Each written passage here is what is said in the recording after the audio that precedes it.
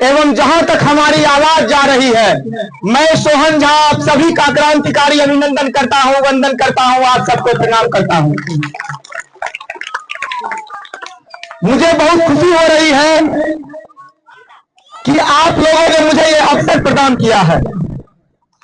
हमेशा से आज लगभग 12-13 वर्षों से मैं सड़क पर सहरसा के विकास के लिए संघर्ष कर रहा हूं। तब से मुझे इस गांव से समर्थन मिला है। आप सभी जानते हैं, लगभग इस गांव के लगभग लोग हमें जानते हैं, और जो नहीं जानते हैं उनके लिए मैं बता दूं कि मैं अपने जीवन में एक ही लक्ष्य बनाया हूं। जब तक जीऊंगा अपने सहरसा के इस धरती, इस माटी के लिए जीऊंगा, जब तक अपने सहरसा का सर्वांगीण विकास नहीं करा दूंगा, तब तक सड़क पर संघर्ष करता रहूंगा। मैं भी आपके तरह एक आम परिवार का बेटा हूं, आपसे दूर नहीं हूं, कोई करोड़पति परिवार का नहीं हूं।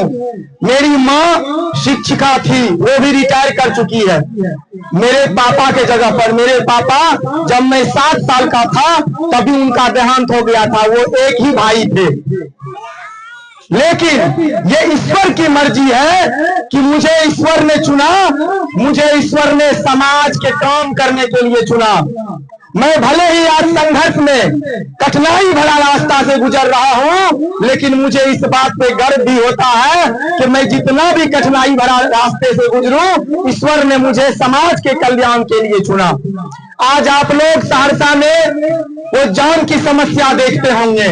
जब सहरसा में बंगाली बाजार ढाला पर रेलगाड़ी आती जाती है, उस समय जब ढाला बंद रहता है तो पूरे शहर में जाम की स्थिति भयावह हो जाती है। आए दिन वहां एम्बुलेंस फंस जाता है, मरीज की मृत्यु हो जाती है, और उस समय आप सुनते होंगे कि कोई आपका भाई, आपका बेटा सोहन झा है जो सड़क पर लड़ रहा है और जेल तक जा रहा है। वो चाहता है कि सहरसा में ओवरब्रिज का निर्माण हो, सहरसा जाम मुक्त और सुंदर शहर हो। आप सभी के आशीर्वाद से भले मुझे 10 साल लड़ाई लड़नी पड़ी, लेकिन हमने सहरसा के सड़क से आपके राजधानी के सड़क पर आंदोलन करने का काम किया। चाहे यहाँ के विधायक के आवास का घेराव करना हो, चाहे सांसद के आवास का घेराव करना हो, चाहे पटना गर्दनी बाग में धरना देना हो, चाहे मुख्यमंत्री के पास जाना हो, हमने वो सब करके दिया। और आज उसका परिणाम है, आप सभी के आशीर्वाद का प्रतिफल है कि सहरसा में जल्द ओवरब्रिज का निर्माण होने वाला है। हमारा शहर सुंदर और जाम मुक्त होने वाला है। आज हमारा सहरसा शहर जो नगर निगम बना है, वो आपका इस भाई और आपके इस बच्चे का संघर्ष का देन है।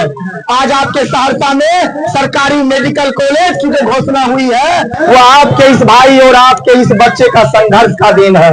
जिला में ऐसा कई पंचायत है जहां हमने लड़कर, सरकार से लड़कर स्वास्थ्य केंद्र बनवाने का काम किया है। कई ऐसा पंचायत है। आज मैं आप लोगों के बीच जिस बात को लेकर उपस्थित हुआ हूं, अब मैं उस बात पर आता हूं। मैं आप लोगों के बीच आज उपस्थित हुआ हूं जनसुराज पार्टी की बात को लेकर के, आदरणीय प्रशांत किशोर जी के संकल्प और विचारधारा को बताने के लिए आपके बीच उपस्थित हुआ हूं। क्योंकि मैं 10-12 साल से सड़क पर संघर्ष जरूर कर रहा हूं। मैं समाज के लिए कुछ कर सकता हूं, ये मैंने समाज को दिखाने का काम किया हूं, चाहे वो किसी भी समाज का लोग हो। मुझे जब भी कॉल आता है, मैं कभी नाम नहीं पूछता हूं। जो भी कोई सोशल मीडिया पे मुझे देखते होंगे, वो जरूर इनमें से भी कोई होंगे, चाहे उसे रक्त की जरूरत हो, चाहे अस्पताल में उसके साथ कोई किसी तरह की गड़बड़ी हो रही हो। आप लोग एक बार सुने होंगे, सहरसा में एक अनुराग अस्पताल था, पूरब बाजार में बहुत बड़ा अस्पताल था।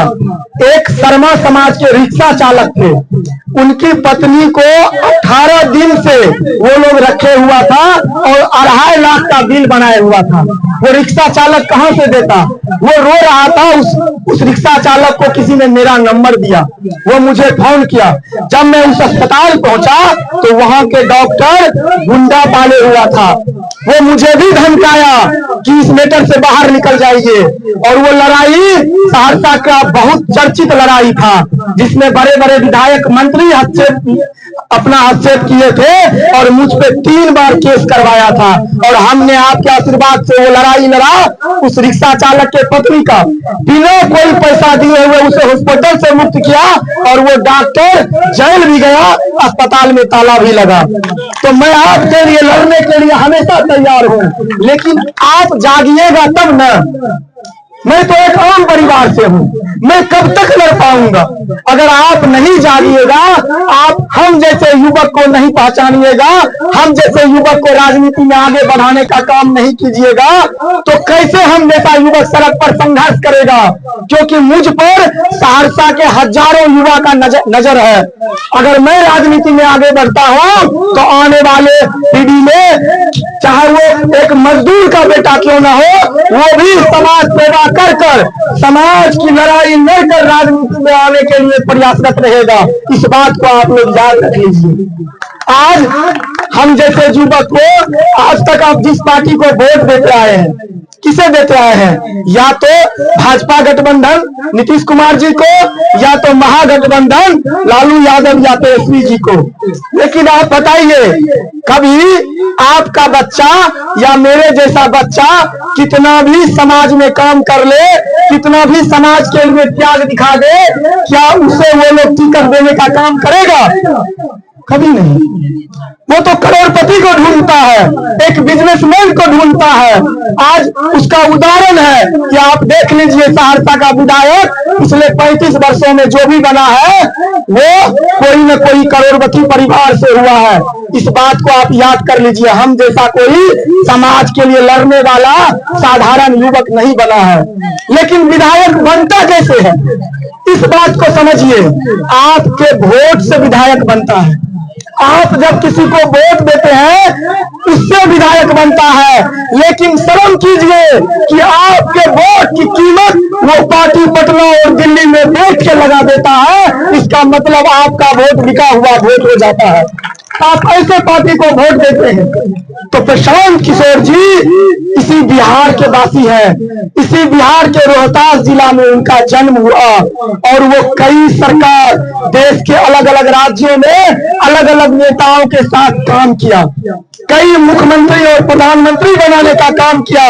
लेकिन जब वो बिहार आए और बिहार में उन्होंने काम करने का ठाना, तो उन्हें नजर आया बिहार का ये मजबूर युवा, मजबूर हमारी माँ बहनें, अनपढ़ बच्चे, तो उन्होंने उसी वक्त ठाना कि मैं और इन भ्रष्ट नेताओं को आगे बढ़ाने का काम नहीं करूंगा। लोग कहते हैं कि मैं जिसका हाथ पकड़ लेता हूं वो राजा बन जाता है।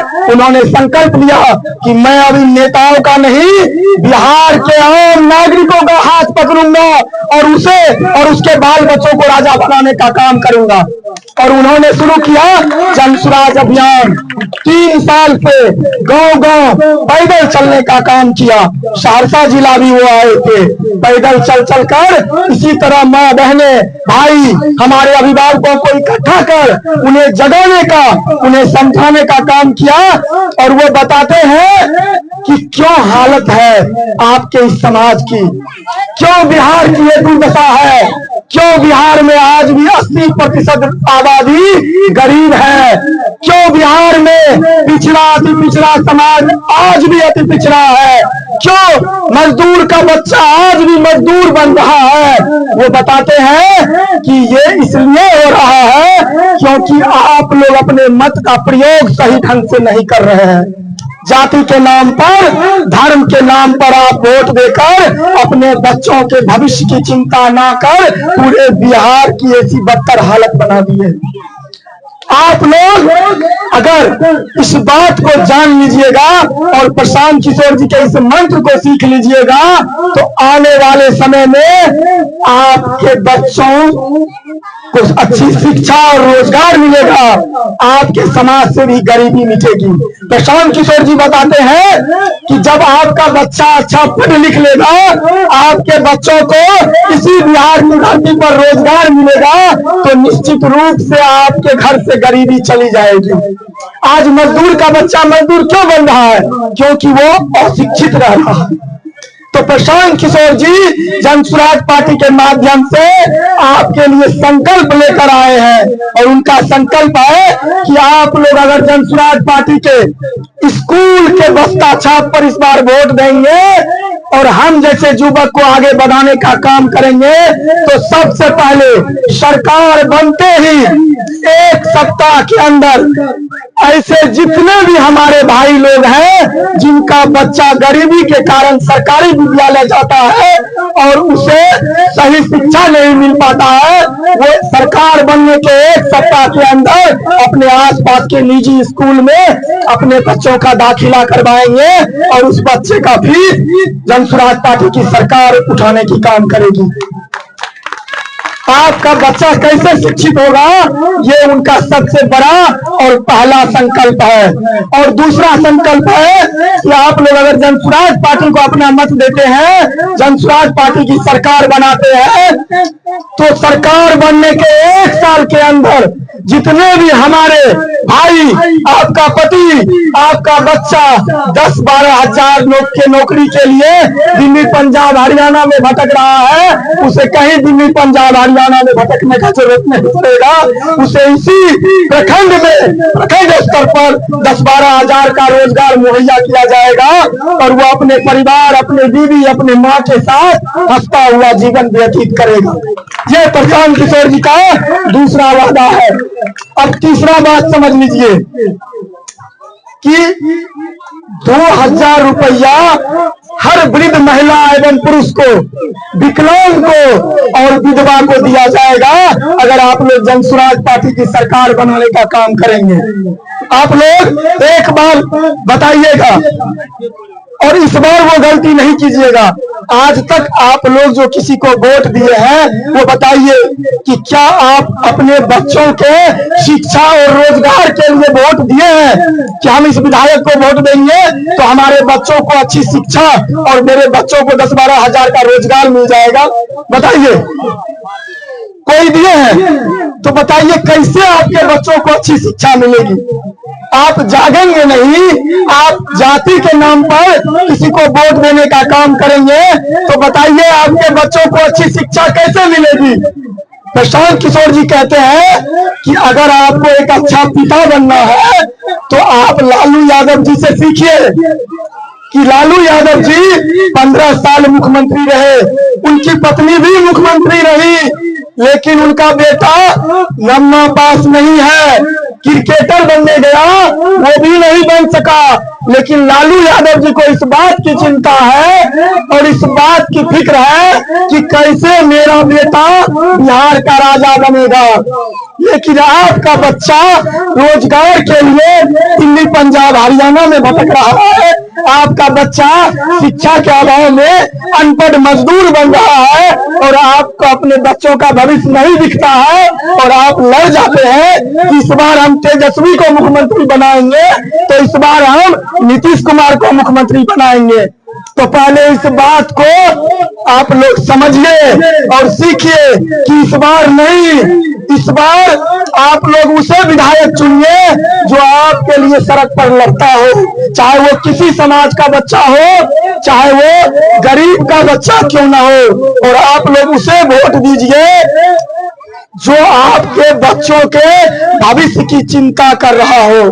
तो जन स्वराज पार्टी आपसे वादा कर रही है और आपके गांव में भी परिवार लाभ कार्ड वितरण करने आएगी। हर परिवार का कार्ड बनेगा, उस कार्ड में एक फॉर्म है, उस फॉर्म पर प्रशांत किशोर जी अपना हस्ताक्षर दिए हैं कि ताकि आप विश्वास कीजिए कि आप प्रशांत किशोर जी जन स्वराज पार्टी पर विश्वास कर स्कूल के बस्ता छाप पर वोट देकर जब जन स्वराज पार्टी का सरकार बनाने का काम करेंगे तो अगले ही दिन से उनका जो 5 संकल्प है वो तत्काल लागू कर दिया जाएगा और नहीं करने पर आप वो आवेदन लेकर न्यायालय जा सकते हैं और प्रशांत किशोर जी उनके सभी नेता को हथकड़ी लगवा सकते हैं।